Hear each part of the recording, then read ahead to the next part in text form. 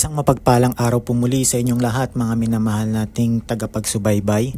Ito po muli ang inyong lingkod na si Play Mystery at sa video na ito ay atin naman pong ibabahagi yung part 2 ng ating segment patungkol sa paano gamutin ang inyong mga sarili. Kaya pag-usapan na po natin sa video na ito.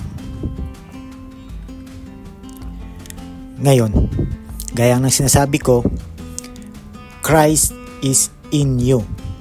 Sa panimula pa lamang po ng ating segment ng mga video na ito ay sinasabi ko na the Christ is in you. Kailangan nyo pong tanggapin iyan. Hanggat hindi nyo po tinatanggap yan, ay hindi po kayo mamumulat sa pagkakalimot. Okay? Ngayon, ito po yung ating mundo. Umiikot po iyan dito sa ating araw o sa ating solar system. Ngayon, ito yung panahon ng March at September. Sa March po, ito po yung equal yung hati ng dilim at ng liwanag. Ganon din po sa September. Ngayon, nakikita nyo po yung week na yan o yung tinatawag na stem o yung tangkay na yan. Yan po ay nagpo-point ng direction sa iisang direction lamang po yan. Ang mundo po natin ay umiikot ng pagganon.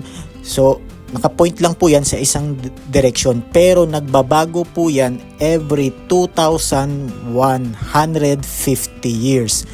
Nagpo-point po yan, depende po sa zodiac sign. So, sa panahon ngayon, ang zodiac sign po natin na kung saan nakapoint itong dulo na ito ay sa age of Pisces. Okay? Yan po yan. At ito po yung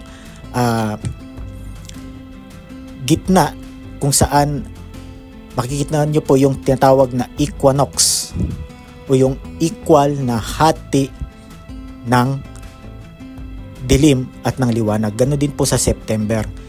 Dito po kaya sinasasabi ko na unang buwan ay ang Marso dahil dito po sila nagbibilang. Okay? Nagbibilang po yung ating mga sinaunang ninuno, nagbibilang po yan sila kung ilang araw yan, binibilang po nila yan hanggang sa bumalik ulit yung araw doon sa Northern Hemisphere. Doon po nila nalalaman kung kailan ipinanganak yung next generation na mga bata. At doon po nila rin nalalaman kung kailan sila mag-harvest, kung kailan sila magtatanim. Okay po?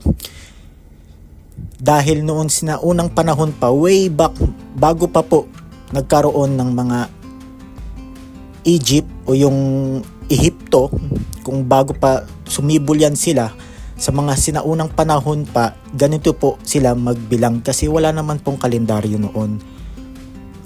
Ngayon lamang po, nagkaroon tayo ng kalendaryo, kaya alam na po natin ang takbo ng panahon. Okay po? So alam po nila yan, every bilang na po nila yan na 365.25 days. Bilang na po nila yan. Kaya alam na po nila kung kailan ipinanganak yung mga salin lahi nila. Hanggang sa ito ay dumating sa mga, alam nyo naman, mga Romano, mga ano pa mang dumating dyan. Pero ang unang naging kalendaryo po ay yung mga panahon pa ng mga Ehipto o yung sa Egypt. Sila po ang unang nagkaroon ng kalendaryo. Bago pa magkaroon ng kalendaryo yung mga Romano. Okay? Ngayon, pero bago nila na isulat, na itakda yung araw para maging isang kalendaryo, ito po ay binibilang na ng mga sinaunang tao, mga ancient people po. Okay, nandyan na rin yung mga galing sa mga Sumerian, nandyan na rin yung mga galing sa Babylonian. Okay po, so binibilang po niya, ganun po sila magbilang ng araw. Okay, ito lang naman pong mga Romano ang mga yung mga medyo magulo pagdating sa calendar dating. Okay po. Ngayon, sa inyo naman po, kung pag-uusapan naman po natin sa inyo, kung hindi alam ang araw ng kapanganakan, ay maaring sundin lamang ito. Ito po yung mga day, araw na kung saan ang palitan ng zodiac sign. Okay? Araw po yan ng palitan ng zodiac sign. Gaya ng sinabi ko, dahil sa hati ng araw, doon po sila nagsisimula pagbilang ng taon. Kaya po ang March 21 po, ang Marso po ay ang unang buwan ng taon, hindi po January. Okay po? Naitalakay ko na po yan sa previous video na ang January po at February ay month of rejuvenation. Dito po yan sila nagsisimula at pagdating ng Disyembre, alam na po kasi nila yan, naitago lamang po ito dahil nga gawa nga nung hindi natin alam, pero itinago na lamang po ang karunungang ito para makontrol ang sangkatauhan. Dito po sa December 22 ang nangyayaring crucifixion. 21, 22 at 21 po ang crucifixion at 22, 23, 24 ang araw na kung saan ay mamamatay yung inyong sperm para ma-convert siya into vitamins na siyang isasaksyon o sisipsipin ng inyong brain. Okay po. Ngayon, ito po yung para sa mga hindi alam yung kapanganakan. Dahil hindi naman po natin masabi, hindi po lahat ng tao ay pinalad. Ang ibig ko pong sabihin ay hindi naman po lahat ay merong magulang, merong mga kapatid. May mga ibang tao din po o maaring tagapagsubaybay natin na orphan o yung sinasabi natin na ulila na sa magulang o maaring lumaki sa mga kumbento o lumaki sa mga bahay ampunan. Okay po, yung hindi po nila alam kung kailan sila ipinanganak. Para po ito sa kanila at para din po ito sa inyo kung ayaw nyo naman din pong sundin yung inyong birthday. Okay, meron po tayong tinatawag na neutral days. Ito po ay tinuro sa akin ng aking guro. So napakaswerte nyo po, binibigay ko po ito ng libre. Wala pong nakakaalam nito, kaya ibinahagi ko po ito sa inyo. Matagal ko po itong sinuyo sa aking guro na maibigay sa inyo na dapat panahon na para malaman ninyo. Okay? So matagal ko po itong sinuyo sa kanya at pasalamat tayo sa Diyos Ama at pumayag siya. Okay? Ito yung tinatawag na neutral days. 19, 20, 21, 22, 23, 24, and 25. Itong neutral days na to, ito po ay maaari nyo pong sundin kung hindi nyo po alam yung buwan o araw ng inyong kapanganakan. Okay? Kaya na sinasabi ko, sa mga araw na ito, our aim is to preserve the oil at all cost. Yun ang kailangan natin gawin. Okay? Kung seryoso ka, hindi pwede mong gawin sa loob ng isang buwan. Antayin mo muna yung circulation, yung unang circulation na magaganap sa December 25 at pagkatapos noon sa Marso ay pwede ka nang makipagtalik sa iyong partner. Okay? Pero kung seryoso ka, talaga ay ipe-preserve mo yung oil. Okay po? Ngayon, habang kayo po ay nag-iisip, tahakin itong ibinibigay kong ganitong karunungan, nasa inyo na po, gaya ng sinasabi ko, hindi ko po kayo pinipilit, nasa inyo na po kung inyo pong tatahakin ito. Pero po ito ay pagbukas ng inyong kamalayan o consciousness. Ibig sabihin, minumulat kayo ng ating Diyos Anak o si Jesus, Yahushua, na, hey, you, wake up, gumising ka. Gisingin mo ako sa loob ng iyong kamalayan. Kung pwede lang sabihin sa inyo ni Jesus yan. Okay? Kahit saan po kayo magbasa ng Biblia, yun po ang kanyang mensahe. Wake up. Okay po? Ngayon, habang kayo ay tumatahak, total, malapit na po. Mag-February, malapit na pong mag-Marso.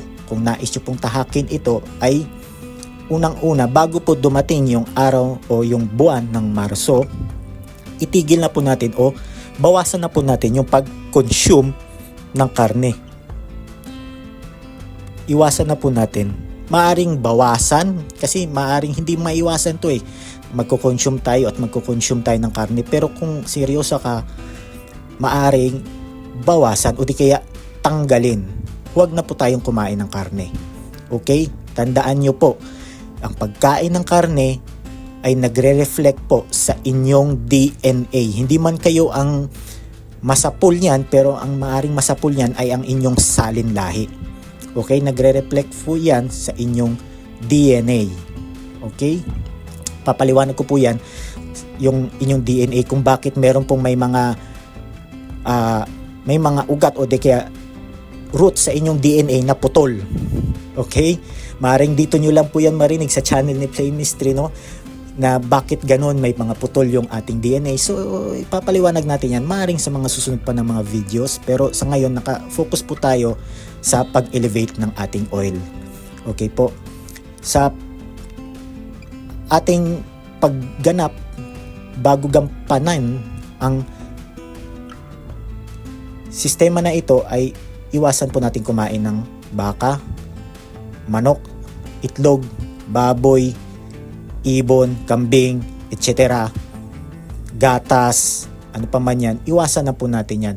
Kahit nasabihin pa ng mga doktor na vitamins ang gatas o kahit anong pa man sabihin nila na maganda ang itlog, ay iwasan na po natin yan. Why? Tandaan nyo po, yung mga medisina na binibigay ng doktor o piniprescribe ng doktor, sasabihin ko na po sa inyo ang totoo, hindi po yan ang solusyon o makakagamot sa inyo. Yan po ay ibinibigay ng doktor para lamang po malesen o to reduce yung inyong sakit. Pero hindi po kayo niyan magagamot. Why?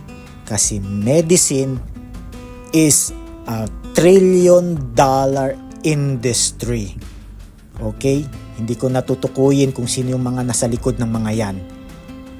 Kaya ibinibigay ko po ito sa inyo para mamulat po kayo.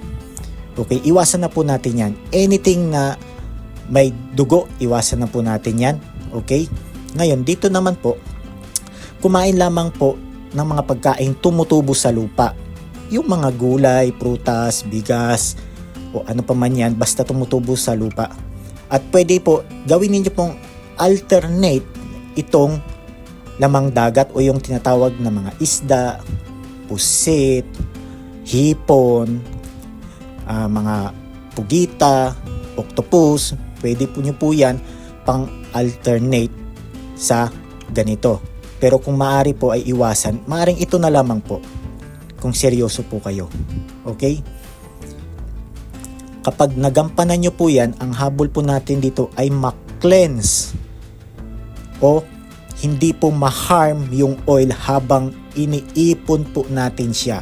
Para po itong wine. Okay? Pag pangit yung cellar o yung pag-ferment ng wine, pangit din po ang resulta o yung kalalabasan o lasa ng wine habang siya ay binuburo. Ganon din po sa ating oil. Okay? So mas mainam na yung mga tumutubo lamang po ang ating kakainin. Okay? Pwede naman po, hindi ko naman po kayo pinipigilan, pwede naman po kayong kumain nito, maring paminsan-minsan. Pero wag naman po yung madalas. Iwasan na po natin. Ito po ang kakainin natin. At kinaganda pa nito, mas makakatipid ka. Kasi pag nasanay ang katawan mo, kahit yung pipino lang yan, simpleng pipino na nilagyan ng asin, nilagyan ng kunting suka, pwede na pong ulam yan. Okay? Kahit kamatis yan, na nilagyan lang ng kunting toyo, ulam na po yan. Yun po ang ibig kong sabihin. Mas makakatipid kayo dito, mas makakaipon kayo, at mas magiging healthy kayo. Yun po ang sikreto natin. Ngayon po, kapag kayo po ay nasa state po kayo ng meditasyon, ay unang-una sa lahat, dapat po huwag po kayo mag-isip ng kung ano-ano. Ang dapat nyo pong isipin ay kung paano po ma-elevate yung oil. Okay? Number 1 po is clear your mind. Wala po kayong iisipin sa oras na state ng inyong meditasyon. At huwag pong maging madamdamin habang ginagampanan yung pagmeditasyon. Hindi porke nasaktan ka ng pananalita ng ibang tao, tapos dinamdam mo, tapos bigla kang nagmeditasyon at nararamdaman mo pa rin yung damdamin na yon, ay wag pong ganun. Clear your emotion po. Bitawan nyo po lahat ng emotion. Dapat wala po kayong emotion. Clear po dapat yan. Yung inyong brain, yung inyong pag-iisip, at ang inyong puso o inyong damdamin. I-clear nyo po yan. Dapat po, pagdating po sa state ng meditasyon, ay wala po kayo ng mga emosyon na bad emotion, happy emotion, wala po. Kahit happy pa yan, kahit birthday mo kahapon o birthday mo ngayon at nagmeditasyon ka, masaya ka, o sa palagay natin nanalo ka ng raffle draw o kung ano pa man yung napanalunan mo, meron kang emotion, huwag po, i-clear nyo po yan. Dapat po nandoon po ang inyong emotion sa gitna, sa state na kung saan nandoon din po ang inyong consciousness. Okay po? Ngayon, dapat po mag-ensayo tayo sa pagmeditasyon. Dito na po, kung kayo po ay mag-iipon na ng oil sa darating na Marso. Okay? Ito po yung dapat ninyong gampanan o sundin habang kayo ay nag-iipon ng oil at nais ninyong mag-practice ng meditasyon. Una sa lahat, tulog ang katawan ngunit gising ang isip at kamalayan. Anong ibig kong sabihin dito? Ibig sabihin nito ay maaring i-rest mode o nasa rest mode po ang inyong katawan. Okay? Napansin nyo po yung kapag kayo ay nakahiga, yung parang nakarelax lang yung katawan ninyo. Subukan nyo po yan. Tapos wag po kayo mag-isip, tanggalin nyo po yung emosyon ninyo. Yun po ang ibig kong sabihin na tulog ang katawan. Pero dapat gising po ang inyong isip at ang kamalayan. Importante po yan na gising ito. Kasi habang tulog ang inyong katawan, ang inyong utak ang siyang gagamot sa mga nerve na nakakalat dyan sa inyong katawan. Okay po? Gaya ng sabi ko, huwag mag-isip ng kung ano-ano habang nagme-meditasyon. Clear your mind. Okay? Linisin ang isip. Kahit ano pa mang nasa isip niyan, tanggalin. Dapat wala po kayong iniisip. Empty po ang inyong isip. Okay? Ngayon, damdamin ang utak. Feel your brain. Ito po ay mahabang proseso.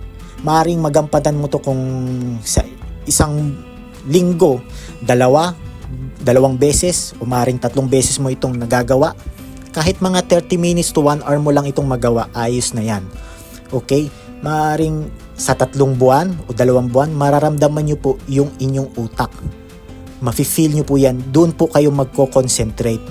Okay? Hindi po doon sa kung anong iniisip ninyo at doon sa inyong emotion. Hindi po kayo doon magko-concentrate. Magko-concentrate po kayo doon sa inyong utak. Feel your brain. Damdamin nyo po ang inyong utak.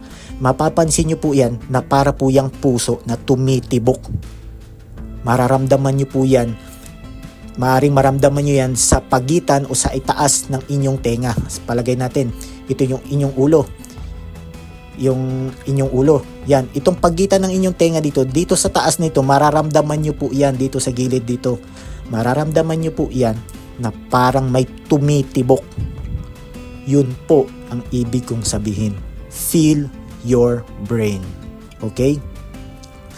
Tapos, at mararamdaman ninyo na sumisip-sip ang inyong utak mula sa inyong lower part of spine, yung backbone ninyo, yung inyong spinal cord. sa pinakababa niyan, mararamdaman ninyo na sumisip-sip yung inyong utak. Maaring maramdaman nyo yan after 3 months ng pag-iensayo. Okay? Sa akin, naramdaman ko 3 months sa pag-iensayo ko eh. Sisip-sip yan na parang sumisip-sip sa straw. Di ba pag yung kayo po ay umiinom ng soft drinks, napapansin nyo po, para pag sumisip-sip po kayo, minsan yung nung bata tayo, yung mga 90s dyan, mga 80s dyan, nung bata kayo, di ba yung soft drinks nilalagay doon sa may plastic ng ginagawang ice tubig, ginagawang yelo. Minsan tinitingnan pa natin yan, ipagpaubos na yung soft drinks sa pagsipsip natin, tinitingnan pa natin yung soft drinks habang nauubos. Isipin nyo po yung ganong sistema na nasa loob ng inyong katawan at ang sumisipsip po ay ang inyong utak. Ganun po ang mararamdaman ninyo after 3 months na pag-iensayo ninyo. Kung susubukan nyo po, kung kayo po ay seryoso sa mga binabahagi ko. Okay? Ngayon, gawin ang meditasyon sa araw ng inyong kapanganakan. Gaya ng nasabi ko, araw ng kapanganakan. Kung hindi naman po alam ang araw ng kapanganakan, gawin po yon sa neutral day. Every 22nd day of the month. Okay? Sa 22nd day of the month, maaring ito na rin po ang gagawin ninyong birth day ninyo kung hindi nyo po alam yung inyong kapanganakan. Okay? Every 22nd day of the month po.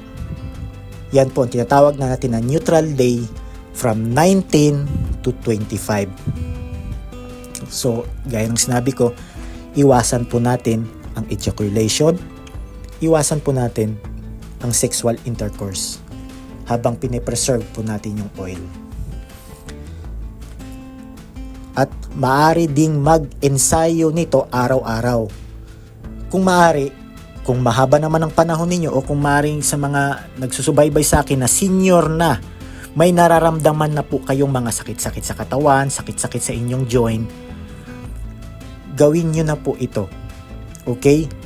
Magpapasalamat po kayo sa ating Diyos anak na si Jesus. Dahil mararanasan nyo po ang paggaling ng inyong katawan. Kung maaari, mahaba naman po ang mga panahon o sa mga busy dyan na nagtatrabaho, pumapasok sa trabaho, maglaan po kayo ng panahon. Maaring kahit hindi naman po sa birth date ninyo, maaring hindi naman po gampanan doon, basta doon sa given 7th day period. Yung 7th day na po yon, kahit na po dito sa neutral, doon sa 7th day po, sa 19 to 25, kung neutral days po, at kung sa may birthday nyo naman po, doon sa sinabi kong sa 7th day period, maaari nyo po kahit isang araw lamang po doon sa araw na yon ay magampanan nyo po yung pag-ensayo ng meditasyon. Importante po kasi ito eh.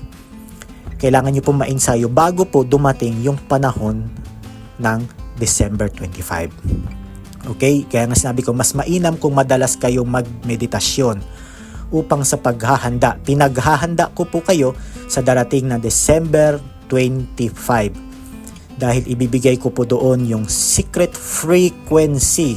Okay? Yung frequency ng baybayin. Yung frequency na yon na ating babanggitin, hinihim po yun. Kumbaga, hindi po siya kinakanta. Parang ano lamang po siya.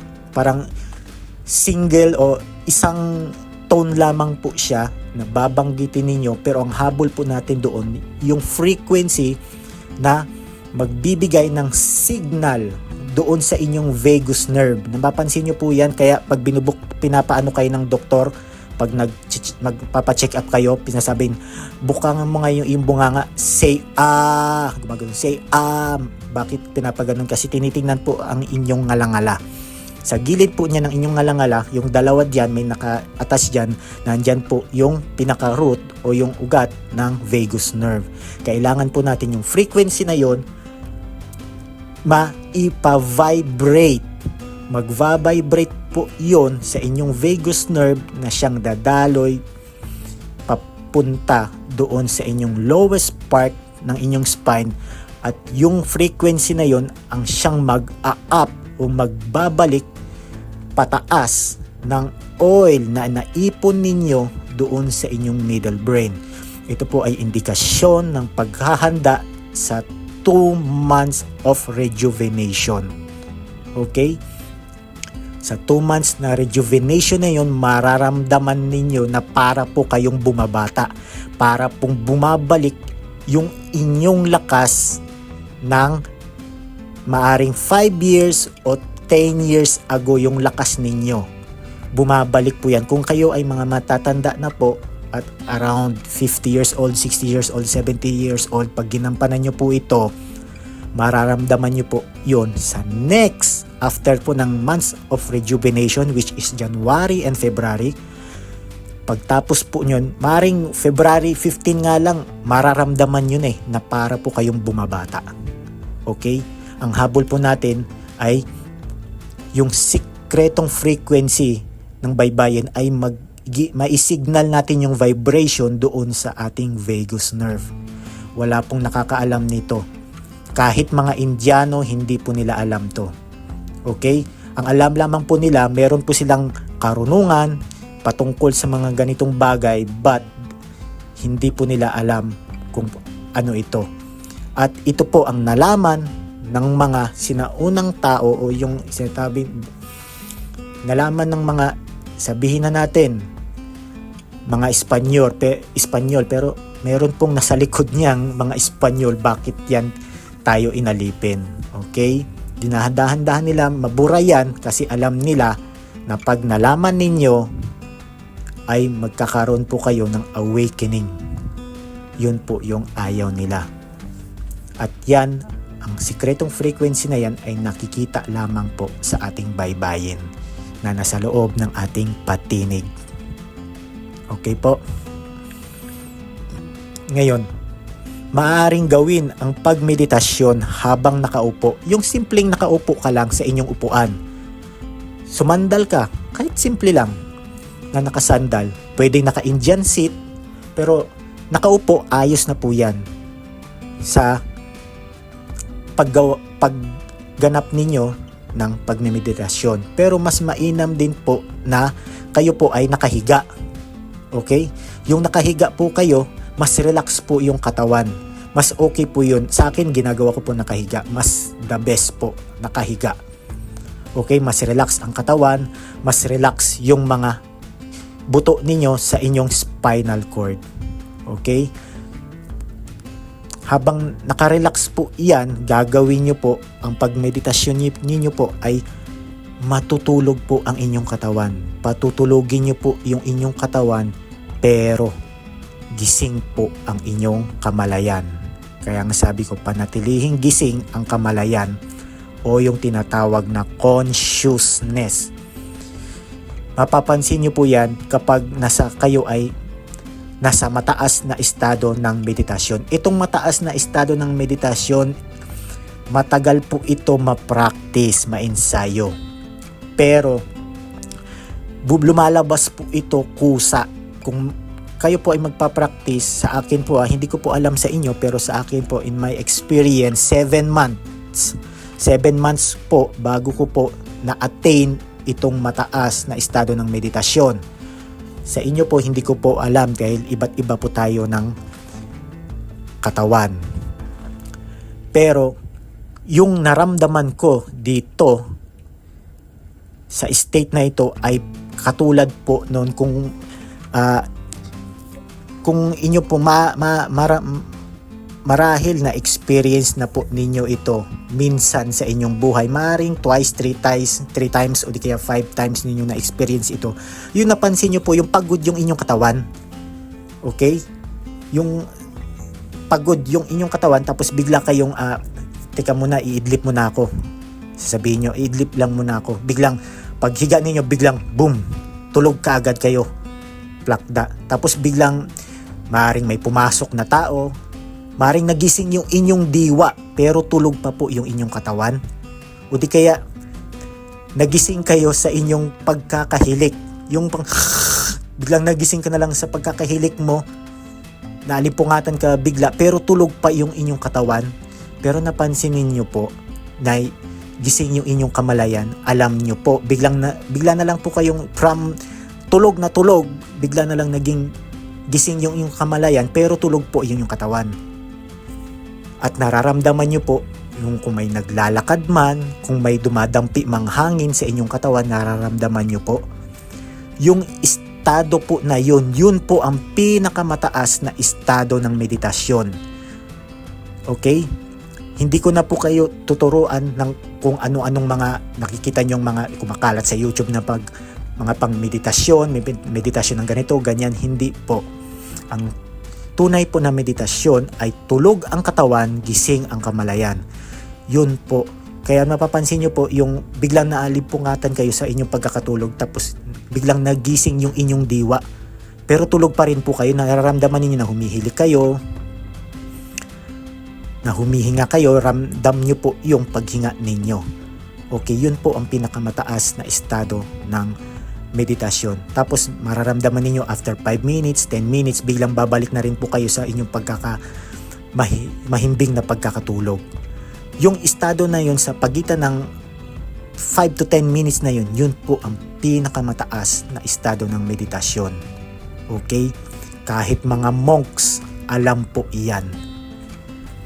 Tulog ang katawan, gising ang kamalayan, at mapapansin nyo po sa estado na yon, ramdamin nyo po o damdamin nyo po ang inyong utak.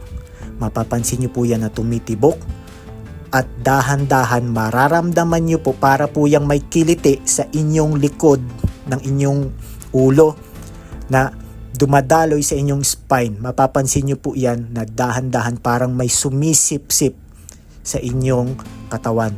Yan po ang inyong utak na sumisip-sip dyan sa inyong spinal cord. Para bang merong alien na sumisip-sip dyan sa inyong ulo, sa inyong loob ng inyong katawan. Ganun po ang pakiramdam. Yun po ang dapat natin ma-attain. Yun po ang dapat natin ma-practice bago dumating yung December 25th para napaka-easy o mabilis na lamang po o madali na lamang po natin ma-elevate yung oil pabalik sa inyong middle brain papunta sa inyong thalamus. Okay po, hanggang sa muli. Ito po muli ang inyong lingkod na si Play Mystery at kita-kits po tayo sa mga susunod pang mga videos. Maraming salamat po.